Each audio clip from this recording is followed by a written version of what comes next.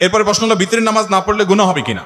বিশুদ্ধ মত অনুযায়ী বিতরের নামাজ ওয়াজিব, এই জন্য বিতরের নামাজ যদি না পড়েন তাহলে গুনাহ হবে, ওয়াজিব তরকের গুনাহ হবে, বিদায় বিতরের নামাজ পড়তে হবে। এরপরে প্রশ্ন হলো বিতির পড়ার পর তাহাজ্জুদের নামাজ পড়া যাবে কিনা।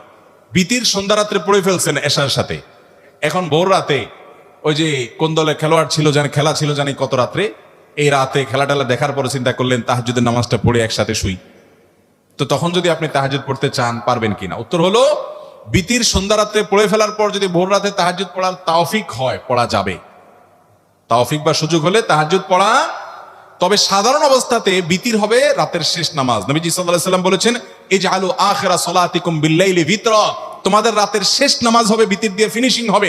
এই জন্য তাহাজ্জুদ যদি কেউ ভোর রাতে পড়বে ইচ্ছা থাকে এবং উঠবে সে ব্যবস্থাও থাকে, তাহলে সে অপেক্ষা করবে ভোর রাতে তাহাজ্জুদ শেষ, তারপরে বিতির পড়ে ফিনিশিং দিয়ে দিবি। কথা কি বুঝাতে পারছি?